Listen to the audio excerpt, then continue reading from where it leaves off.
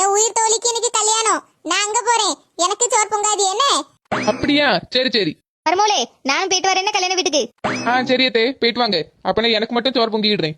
ரசமும் உருளைக்கிழங்கு பொரியல் வைக்கலான்ட்டு இருந்தேன். இவ ரெண்டு கல்யாண வீட்டுக்கு போறாவளா? போட்டு போட்டு போட்டு அப்போ நம்மளுக்கு மட்டும் தானே எது நல்ல நாக்குக்கு ருசியா சமைச்சு சாப்பிடுவோம்.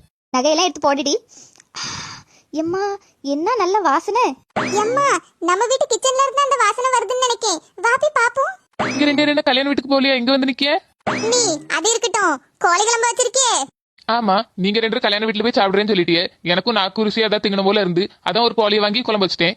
ஆமா, உன் உயிர் தோழிக்கு கல்யாணம்னு சொன்னல, போகலையா இன்னும்? என்னன்னு சொன்னீங்க? உயிர் தோழி கல்யாணமா? அவ கல்யாணமா எனக்கு முக்கியம்?